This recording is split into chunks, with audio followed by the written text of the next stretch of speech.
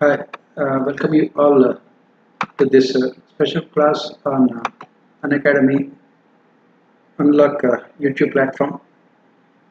Today, as part of our special class, we will be looking at one of the important topics in our syllabus. We'll be looking at one of the important topics in our syllabus in Indian economy, unemployment. We'll be studying about all the analytical aspects about unemployment, or for that matter, employment. And we will see what are the reasons for growing unemployment in India, and we will also look at what could be the solutions to the problems of unemployment that the country faces. So, as usual, you can ask all your doubts. Yesterday, I think some of you were asking doubts before the class was over. You can ask your doubts, if you are here. Yesterday, I think one of you was asking a doubt. If you have a doubt, you can ask from yesterday's class. So before that, let us proceed and look at what are the courses offered on Unacademy platform. As you can see it on the screen here, Unacademy is one of the India's largest online learning platform for civil services examination. You can join this platform by getting subscription. You have the best of educators teaching on Unacademy platform for general studies and other optionals also. And you can see all their names here, except that my name was not written properly, right? So then proceeding further, today, as I said, the main topic will be Indian economy, the subtopic will be unemployment.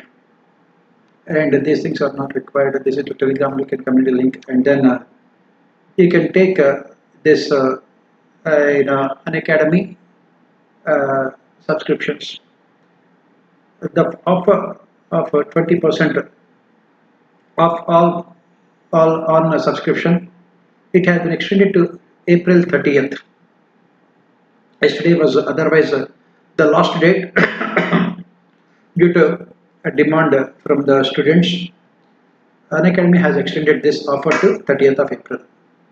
On all subscriptions, you can get a 20% flat discount on all subscriptions. Right, whatever the one, iconic or plus or anything, you can subscribe with our code PKS10.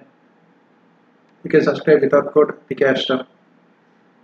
As you can see it on the screen here also. You can see it on the screen here also. This is what you can see here, wherein for 12 months plus combo, it is only now 49,348 rupees. You'll be saving 12,336 rupees. Iconic combo also you'll be saving 15,799 rupees for 18 months, similarly for 24 months as well as 36 months. You can subscribe using our code PKS10, right? And then Unacademy also is providing more value added services to the students, to the learners. You can get 10,000 plus questions, practice questions for your prelims. You will have 10 printed booklets worth 7,500 rupees. You will also get previous year's questions also. This is only limited period offer. It is up to April 30th. You can get all these facilities. You can get all these offers for your iconic and plus subscription for 1 year and above. You can subscribe now, as usual, quoting our code PKS10. On 1st May, at 11 a.m., you have 56 questions, UPSC CSE Mega Combat in 60 minutes. The questions are curated by India's top educators, and you will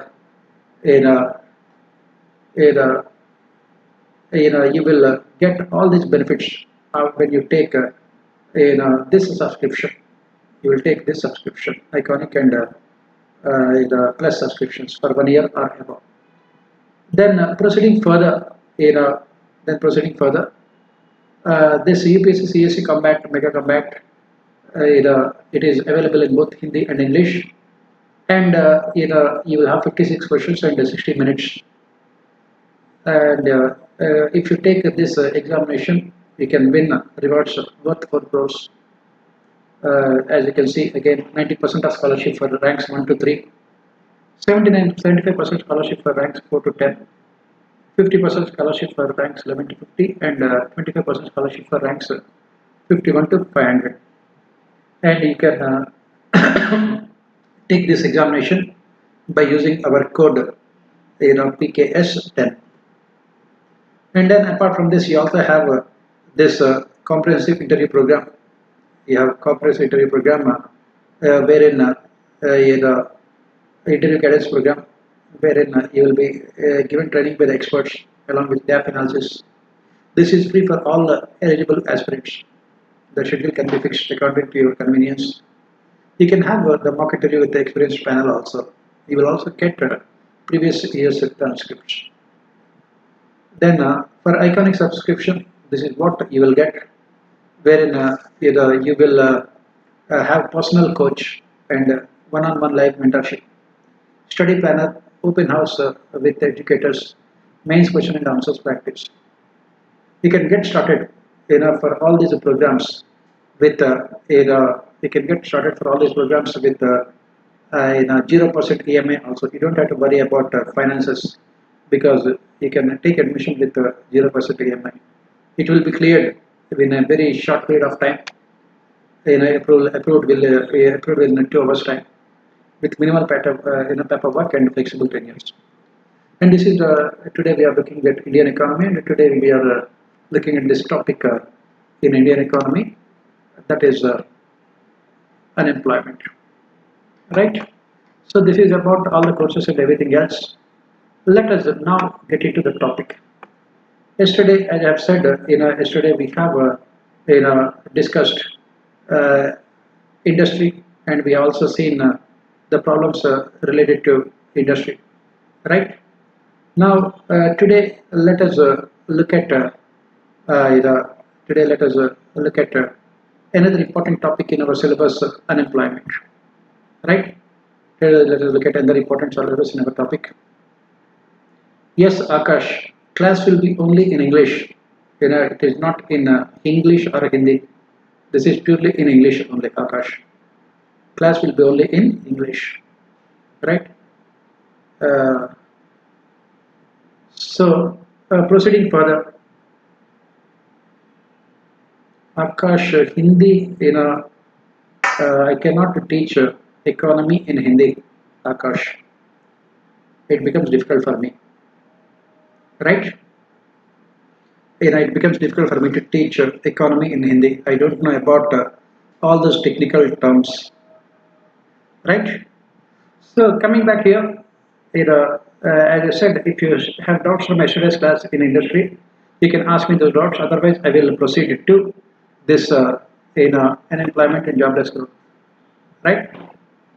Any doubts? You can ask me.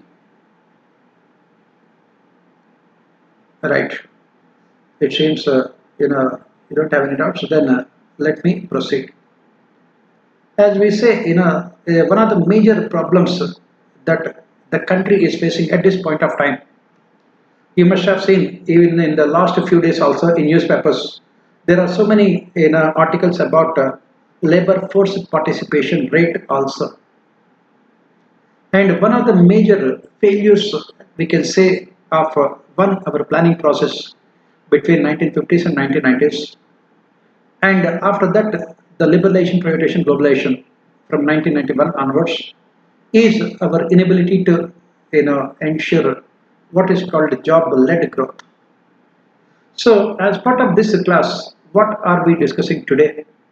We are talking about we are talking about what exactly is this unemployment. What are the different types of unemployment? What is this jobless growth? What are the reasons for jobless growth? What are the steps taken by the government to ensure job-led growth, and why those steps have been a failure, and what should be done by the government? These are all the things that we will be discussing These are all the things that we'll be discussing. That is what we will be doing in the next, say, in 45 minutes or so, right?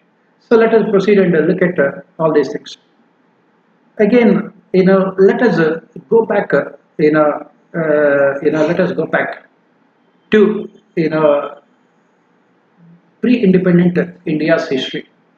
Because when we look at this problem of unemployment, what we can say is that this problem of unemployment is not, you know, that has come up only after independence. It has been there before independence also. Why? Go back to the Mughal times. In those days, India was the most industrialized country in the world. Of course, we are talking about before industrial revolution. Before industrial revolution, industries means basically small scale and cottage industries. And India was the most industrialized country in the world. And India was also the most the developed country in the world. During that period, India's contribution to global GDP and global trade was almost 30%. Almost one third of global GDP and global trade had come from India in those days, during the Mughal times. Right? So that was the reason why all these foreign powers had come to India to share our riches. And agriculture was the major occupation of the people, but apart from agriculture, we have other industries also, small scale industries. And when the Britishers came to India, they came to India as traders, as we know. Slowly, because of the absence of what we call, because of the absence of nationalism, the spirit of nationalism among Indians at that point of time, it was very easy for the Britishers to occupy the entire country. India was, divided into so many princely states. So it was not at all difficult for the Britishers, the trading East India Company, trading company. So what did they do? When they have occupied our Bengal province, at the same time, in UK, something significant was happening. That was industrial revolution. The first phase of industrial revolution took place in 1750s, right? The first phase of industrial revolution took place in 1750s. Era, then, and then, this was the time, this was the time the British industry was looking for a ready-made market for their products. And that is how India had become one of the most important colonies, as far as the British government was concerned. And unfortunately, when this industrial revolution was taking place, when this industrial revolution was taking place, simultaneously in India, we were moving in what we call opposite direction. We were moving in an opposite direction.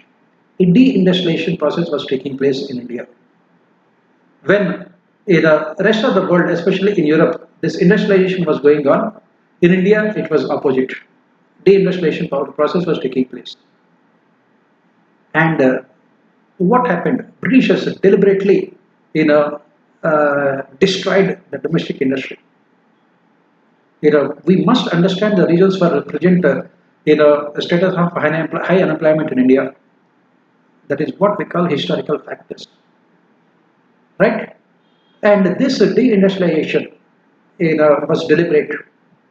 In those days, Indian products, man-made products of Indian producers were in huge amount of demand, especially the textile products in all over the world, including United Kingdom. They were in huge amount of demand, and the Britishers, they wanted to make sure that this demand you know, uh, and then what happened? And then they realized the fact that unless they destroy the Indian products, and unless they destroy the demand for Indian unless they destroy the demand for these Indian products, their industry won't be able to survive. And what did they do? They had employed all kinds of methods. The East India Company, they destroyed these domestic Indian industries. Basically, this cotton and textile, right? And they destroyed their equipment in order to create fear among them. In order to create a fear among them, what they have done, you know, they have chopped off the hands of these artisans, also rural artisans, to create fear among them. So what happened? All those rural industries were automatically closed down, and what were the consequence? The consequence was that all of them were forced to depend on agriculture for their survival. This led to what we call disguised unemployment in our country, especially in agriculture sector. This led to what we call disguised unemployment. What is this disguised unemployment? As we talk about it, this disguised unemployment, the question that has been asked by our UPSC also in our prelims examination, right? They are employed for the sake of employment, but their output productivity is zero. What do we mean by this? Let us try to understand it in a very simple manner. What we are saying here, let us try to understand it in a very simple manner. So what we are saying here is that as part of this disguised unemployment, most of these, most of these industrialists, most of these rural artisans have shifted their focus, and they had shifted to agriculture. For example, in a, for example, you take 1 acre of land, it requires only 10 laborers to work in 1 acre of land.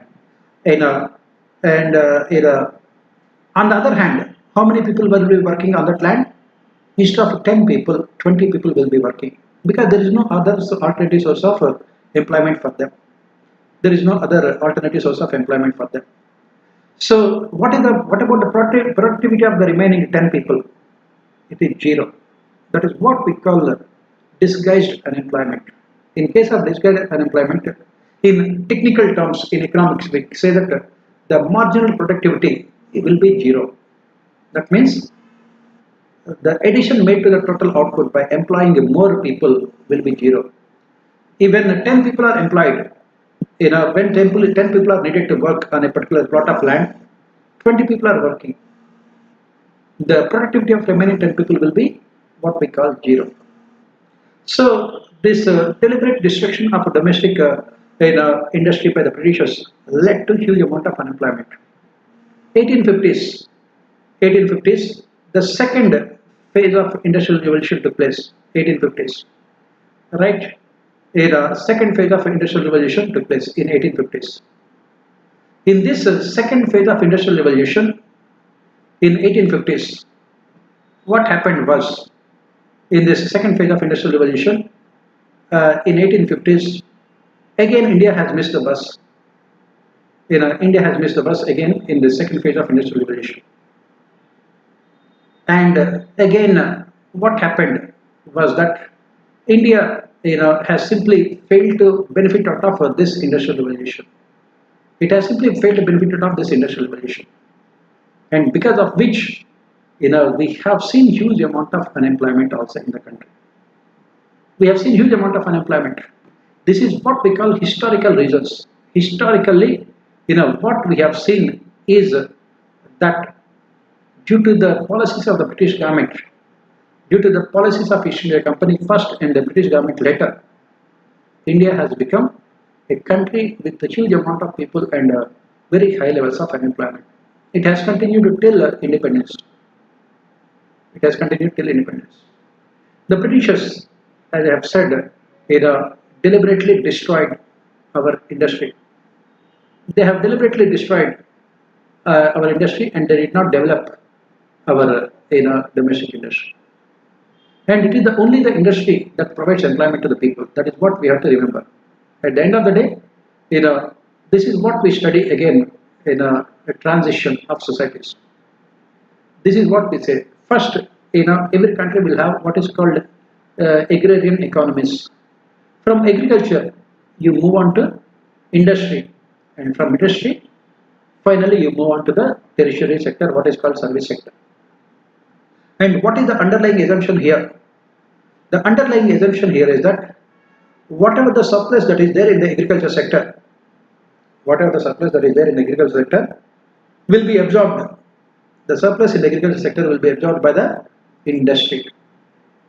And then once the industrial sector develops, we will move on, we will move on and we will go to the service sector, wherein they are mostly what we call they are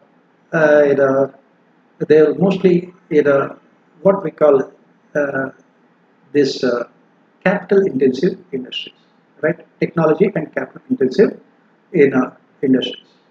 This is how the progression that should be taking place. But in India, these things did not happen. These things did not take place. So what happened after independence?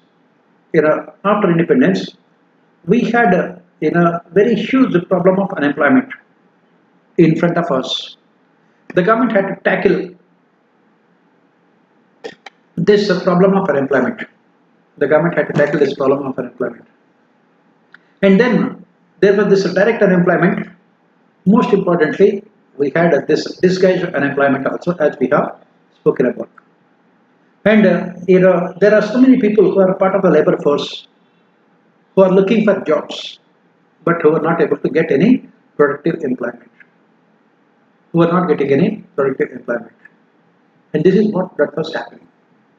This is what that was happening. So what did we do? We have opted for planned economic growth. Especially from 1951 onwards, we started our 5-year plans. From first 5-year plan onwards. One of the important objectives of this 5-year plan was to provide employment to the people.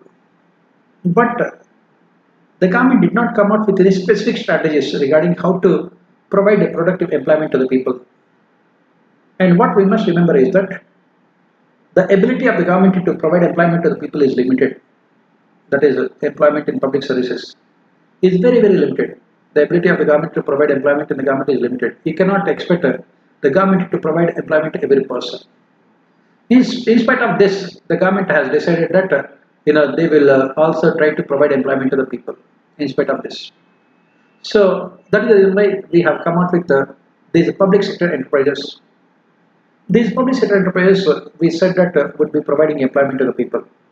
But again, the problem is that the number of people employed in public sector enterprises is very, very less compared to the population of the country. Because most of them are skilled jobs, you require education, you require skills and knowledge. The vast majority of our population are illiterate. So obviously very few people. And another thing is that most of these public sector enterprises were capital intensive industries. That means they require more capital than labor. They were not labor intensive. And what are those labor intensive industries? The labor intensive industries are basically what we call them as small scale small scale industries, or what we call them as labor intensive industries. They are the ones which provide employment to the people.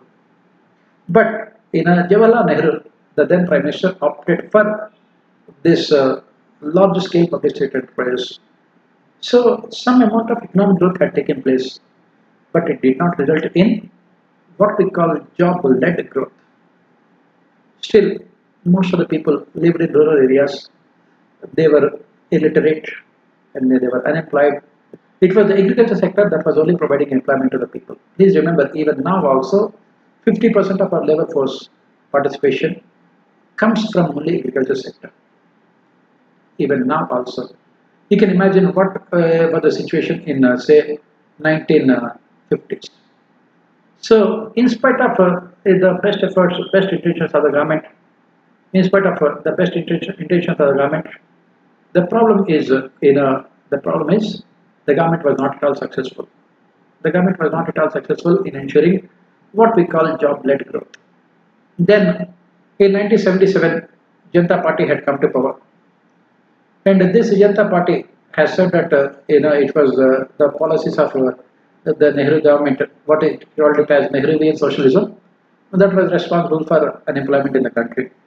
And they said that they would adopt what they called it as Gandhian socialism, wherein they would be giving more importance to the small scale industries, because it was believed that these small scale industries are the ones, they are the ones who will be ultimately providing employment to the people. These small scale industries are the ones which will be providing employment to the people.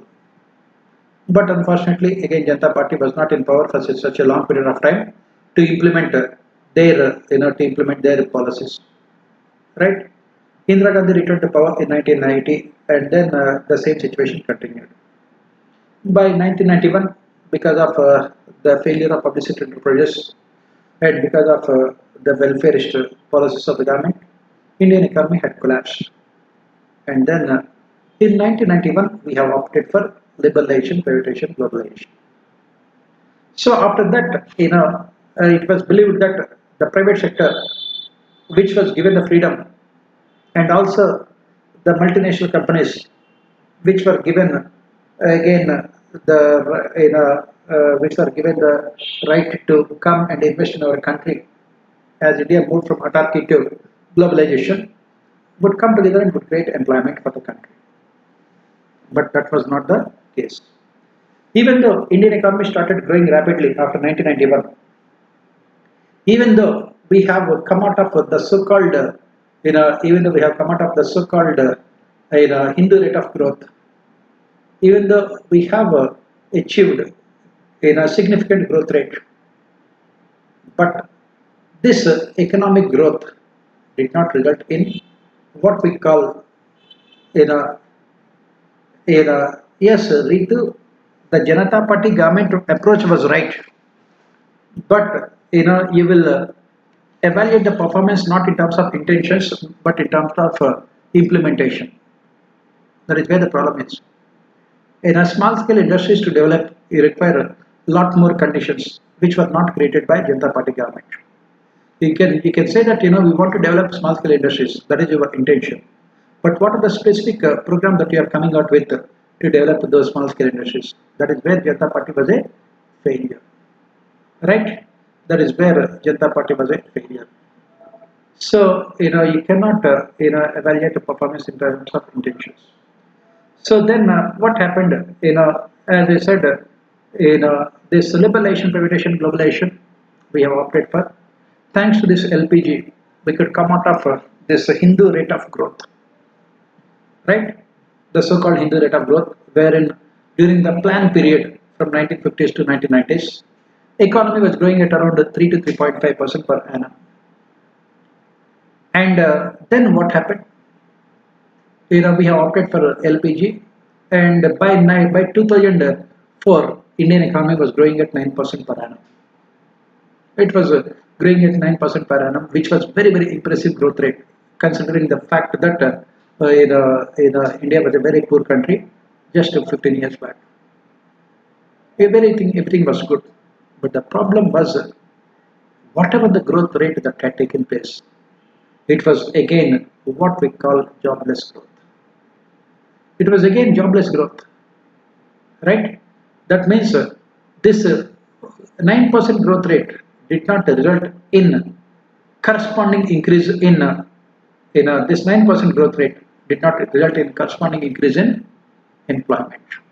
This is where in economics we talk about one technical term, what is called employment elasticity of growth. These are all the terms which you have to remember. Employment elasticity of growth. What is the meaning of this term employment elasticity of growth? It means that for every 1% increase in our GDP, what is the increase in our, what is the increase in our, for every 1% increase in our GDP, what is the increase in our employment? That is what we call employment elasticity of growth, right? And unfortunately, during this reform period, what do we say is that this employment elasticity of growth was going down, right? And it was going down. In 1990s, employment elasticity of growth was around 0.37%. By 2000s, it had come down to 0.3%. That means for every 1% increase in our GDP, only employment is going by only 0.33%. That is where the problem is. We are witnessing what is called job-less growth. This reform period also resulted in only what we call job-led growth, in a less growth only. Like in the pre-reform period, it was only job-less growth. Prabhat, uh, disguised unemployment. I have talked about it earlier, but again, no problem. I will tell you what it is. Disguised, direct unemployment means, direct unemployment means you are unemployed. Unemployed. Everyone knows that you are unemployed. What is this unemployment? How do we define this unemployment? Very simple. You are willing to work. You are willing to work, but there is no one who is providing you employment. You are unemployed in an involuntary manner, not a voluntary manner. You are unemployed in an involuntary manner. You have completed your graduation, you have completed your post graduation, you are applying for jobs and you are not getting any jobs. You are sitting at home. That is what is called direct unemployment. Then what is this disguised unemployment? What is this disguised unemployment? This disguised unemployment means you are employed, but at the end of the day, you are employed only for the namesake, because your productivity, your output is zero. And this is what we find in, as I said, agriculture sector. In agriculture sector, what we have is this disguised unemployment. I gave you the example. For example, on a plot of land, you require 10 people to work. 10 people are more than sufficient to for cultivation and all other purposes. But in that plot of land, 20 people are working. What is the output of the last 10 people? It will be zero. They are employed for the namesake, but their output is zero. That is what we call disguised unemployment. They are not directly unemployed, they are disguised unemployed. That is what we say. And that is what we find in our agriculture sector. That is what we find in our agriculture sector. Right? So coming back here, what we are saying here is that the situation, as far as employment is concerned, has worsened from 1990s to 2000s. As I mentioned, the employment elasticity of growth has come down. If you are growing at 9% per annum, employment growth rate is only 3% per annum. On the other hand, population is increasing rapidly. Population is going up rapidly. And simply the economy has failed to create the necessary number of jobs for, it has failed to create the necessary number of jobs for those who are entering into job market. And they include both literate as well as illiterates. Those who are skilled, unskilled. You are coming out of universities, you are coming out of colleges, but once you come out of college and university, there is no job. That is the reason why recently, if you talk about the severity of this unemployment problem in India, recently you can see in UP and Bihar, some time back, we have seen these riots also, violence also, because railways had come out with around 35,000 jobs or 25,000 jobs for mostly what we call a class 4, which does not require any kind of skills. 10th standard was the examination, and then more than 2.5 crore people have applied for those jobs, and who have applied, mostly engineers and MBA graduates. Those who have applied included postgraduates and PhD scholars also. That is the kind of severity of unemployment in India, right? So either they are willing to work, they are willing to, they do not want to sit at home. They are willing to work, but there is no job for them. That is how we define unemployment. As John Maynard Keynes, you know, yes, Anand, you will be surprised to know, even PhD scholars have also applied. Even PhD scholars also have applied, right? Even PhD scholars also have applied. And that is the reason why there was so much of opposition, because those the qualifications are only 10th standard, and PhD scholars have also applied. That is the reason why those who are 10th standard, they said that how can PhD scholars be eligible for these jobs? The jobs are for us only who are 10th standard. Finally, railways, in order to ensure law and order, they had to postpone the entire recruitment process also. That is the kind of the severity of unemployment problem in India. As John Maynard Keynes, one of the topmost economists in the world, during the period of Great Depression, has pointed out, how do we define unemployment, or how do we define full employment? He said that any economy has full employment only when there is no involuntary unemployment. These economists have a tendency to define small concepts in a complicated manner, and that is what he said. When there is no involuntary unemployment, that is what we call a full employment situation. That means no person is unemployed on his own. Every person who wants to do a job, every person who wants to do a job must be in a position to get a job. Every person who wants to do a job must be in a position to get a job. That is what is a situation of what we call full employment. Anyway, in India, we cannot even imagine about full employment. We cannot even imagine about full employment. And in India, we have only unemployment. We have different types of unemployment. We have structural unemployment in India. This is the most problematic one also. This unemployment is because of the structure of Indian economy. What happened after 1991? As I said, the natural progression of any economy. Please, again, these questions were asked in our Indian economy mains paper. The natural progression of any economy should be such that first, it is the primary sector, that is agriculture, that would develop. From agriculture, you will move on to the secondary sector, that is manufacturing and industrial sector. From there, you will smoothly transform your economy into what is called service sector, tertiary sector. That is how we talk about natural progression of any economy. But in case of India, it was not the case.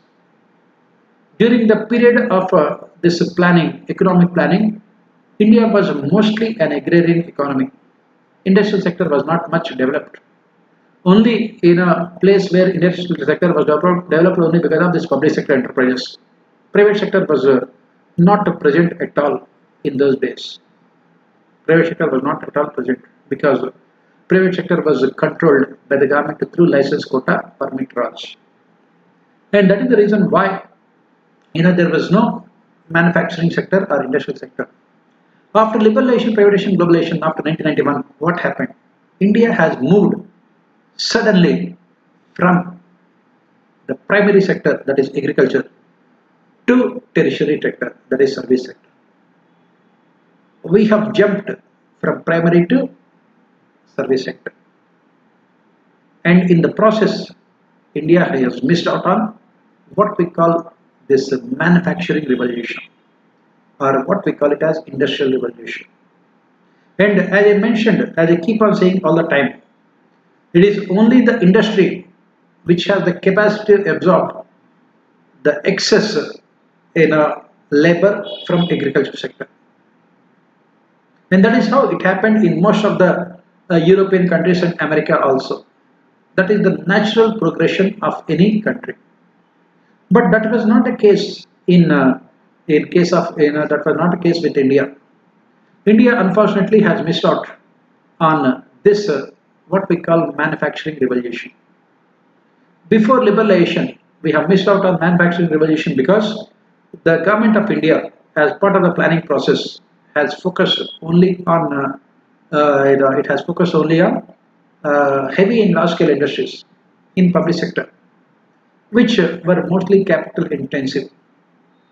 Even though the government, every government spoke about its commitment to the small scale sector, but at the ground level, they did not take sufficient measures to, to develop the small scale industries, because of which, it remained mostly unemployed. Another important reason why, we have such huge amount of unemployment is our failure to invest in what we call social infrastructure. Simply, India has in a, in a, in a, India has ignored social infrastructure. As I keep on saying, one of the major criticisms against our planning process is that it gave more importance to what we call physical infrastructure, and in the process has completely ignored the social infrastructure. It has completely ignored the social infrastructure, education and health.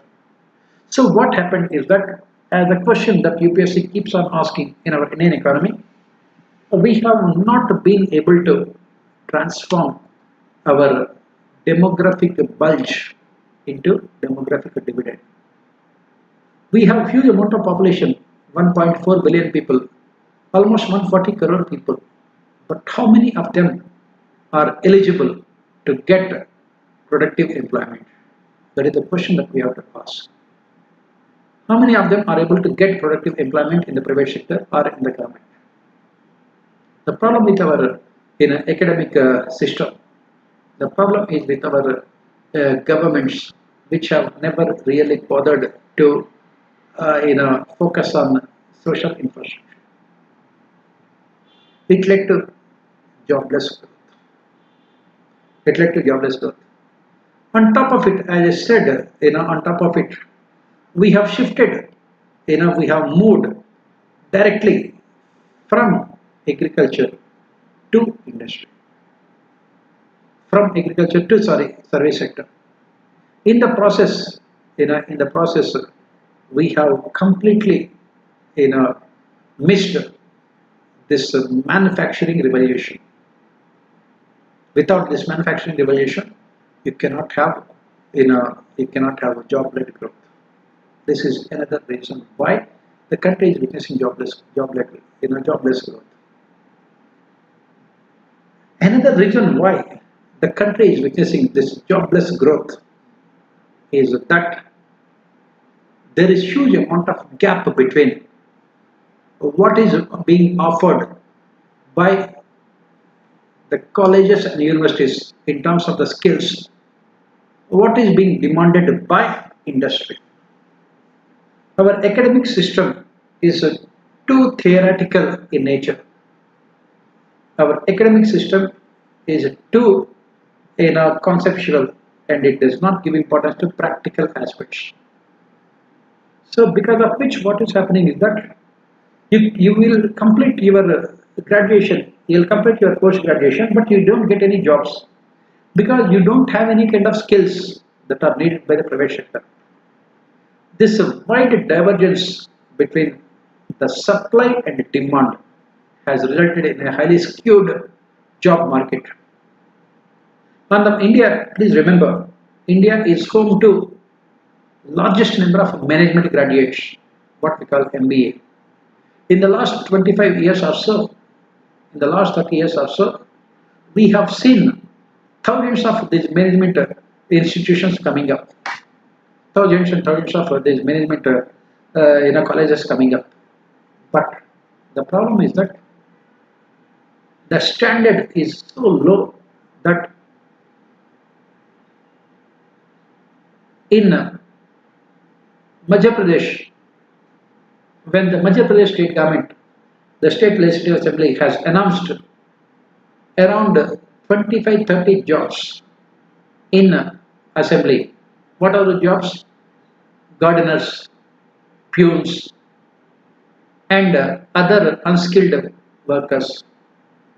Most of the people who have applied for those jobs were MBA graduates. MBA graduates. MBA graduates have applied for those kind of jobs. Why? Simple. They don't have the skills to get jobs in the private sector. Private sector is ruthless. Private sector is ruthless. If you have the skills, they will take you, and if you have the skills, they will give you good jobs and good employment, good working conditions and everything. On the other hand, if you don't have the skills, they don't look at your academic qualifications. They don't look at your degrees. These degrees are only for some kind of parameters. Beyond that, they don't look at all these things. Unfortunately, our these degrees which are given by our universities, diplomas which are given by other institutions, simply are worth less in the job market. This is another major reason. Next reason why we have this jobless growth. This is very important reason. Please remember all these reasons you have to mention in your answers, right? Next important reason why we have this jobless growth is in India, the culture is such that people always prefer what is called white collar jobs. White collar jobs. For young people in the country at this point of time, good job means sitting in an air conditioned room along with your computer, wearing tie, shoes, and a neat dress. That is what they call as job. The problem with India is that we don't have what we call dignity of labor. We don't have any dignity of labor. We don't, consider, any other job than software job as a real profession. We don't have this dignity of labor, right? We don't want to work. We don't want to take up any other work. On the Western countries, on the other hand, if you take the case of Western countries, what is so unique about these Western countries? They don't mind working anywhere else. Forget about whether you are a skilled or unskilled person. If you are getting a job, they will go and work. If you are getting job as a bartender in a bar, they will go and work it. They don't say that I am a PhD and I will not. If you are getting job as this delivery boy of this McDonald, they will do that. They will be studying in best of the universities, but they are also performing these jobs. This is what we say in Western countries. Whereas in India, unfortunately, we have this colonial attitudes. We believe that job means only white collar jobs. That is where, and that is the reason why what we can see that young people, they don't mind sitting at home and looking for job than, taking up whatever the job that comes in front of them. And of course, in India also we have this culture wherein the parents are willing to support their children. In America, if you are 18 years old, then you start earning your livelihood. The parents will say that thank you very much and go out of the house and start, taking up your own job. That is why, that dignity of labor will be an integral part of their, integral part of their culture. In India, we don't have the dignity of labor. Next important reason, these are all what we call emotional factors. In India, people always prefer what is called security. That is the reason why there is so much of clamor for government jobs in India. Because once you get a job there, you will not be removed for the next 35 years and you will be more than happy. You will not be removed for the next 35 years and you will be more than happy. That is what the government jobs are about. That is the reason why you can see here, lakhs and crores of people are preparing for these government jobs, competitive examinations. That is what you find in India. That is the reason why we don't want to take up any contractual employment. Now you take the case of America. Majority of jobs in America are not permanent. Contractual basis. They will say that you will be employed for 2 years. After that, if we have requirement, we will continue. Otherwise, you have to look for other job. That is what we say in America. Whereas in India, in America, people take up those kind of jobs. They don't mind taking up those kind of jobs. Whereas in India, if it is a contractual employment, you will say no. You will say that give me job security. You say that give me a job wherein I can have employment forever. That is the reason why people are not willing to take up this contractual jobs also. This is another reason why we have more unemployment in India. Next reason why we have more unemployment in India is that illiteracy. Illiteracy and semi-literacy. That is where the problem is. Because those who are illiterate, they cannot get any productive employment in industries because they are specialized professions. And education system, as I said, is also such that through this education system, you cannot expect to get what we call productive employment also. Next reason why we have this jobless growth in India is that we can create more jobs by improving infrastructure and industrialization. Even now also, if you look at the contribution of manufacturing sector, industrial sector to the GDP, it is only hovering around 17%. Service sector contribution is almost 57-58%. Agriculture and other allied sectors around 14%. In service sector, employment potential is very, very less. You might be $1 billion company. You might be a multi-billion dollar company. At the end of the day, you will be providing only jobs for a few thousand people. I'll just give you one example here. You take this online education and platforms. Their market valuation runs into billions of dollars. But how many people they are providing employment to? Few thousand people. Take a company with say $2-3 billion market valuation. $2-3 billion. A company with $3 billion or $4 billion market valuation. If that industry is there in the iron and steel sector, iron and steel industry, they would be providing jobs to at least 50,000 people, 1 lakh people also, even more than that also. If it is there in the service sector, the maximum employment they will be providing is only 5 or 6,000 people or 10,000 people. That is what we are saying here. It is the manufacturing sector, it is the industrial sector that can provide employment to the people, but unfortunately in India, it is the service sector that has overgrown at the cost of this manufacturing sector. At the cost of this manufacturing sector.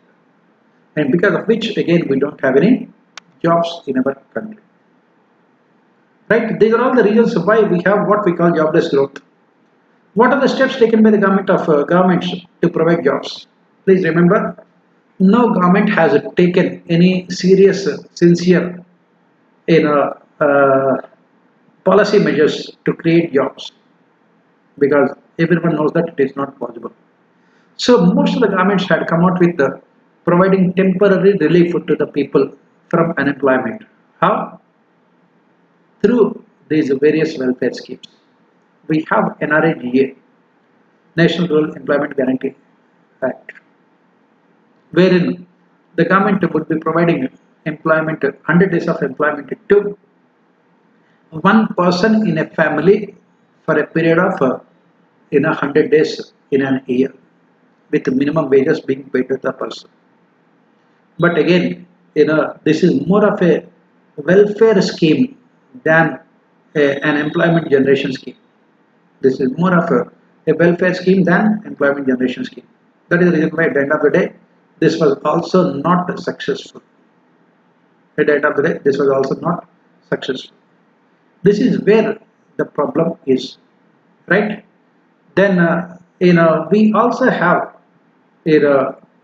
other schemes of the government. The government has said that the objective should be to create employment.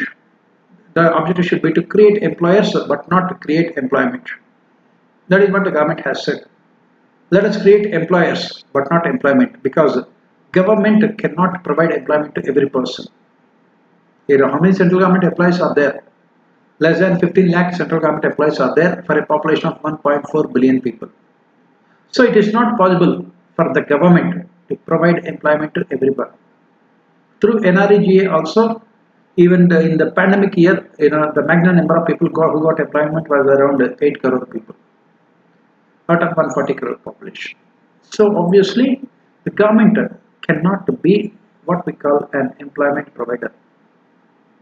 So what the government has to do is that the government has to create abilities in the people to get employment. Instead of being an employment creator, job creator, the government should enable the people to get jobs for themselves. And that is the reason why the government had come out with so many schemes. It had come out with so many schemes. What are the schemes that the government had come out with? What are the schemes that the government had come out with as part of providing more productive employment to the people? The government had come out with these schemes like Make in India. It had come out with the schemes like Skill India, Startup India, Stand Up India, Swanidhi, and Mudra. These are all some of the schemes of Government of India to create employers, self-employment. These are some of the schemes that the Government of India had created. But again, at the end of the day, most of them, as I said, are part of welfare measures than providing a productive employment to the people. That is the reason why still the country is witnessing what we call jobless growth only. What should be done by the government to ensure job-led growth? You cannot have job-led growth in a single day. That is what we have to remember. It is not possible to have job-led growth in a single day. Then what? The only solution is you have to take short-term, medium-term and long-term measures. Coming with long-term measures, reform your education system. Link your education system to industry and to service sector. In education system, especially after 7th standard onwards, focus more on vocational education, providing skills to the people. For example, as and when any economy grows, develops, there is a lot of demand for professionals, electricians, plumbers, painters, drivers. These are all professions, tailors. These are all professions.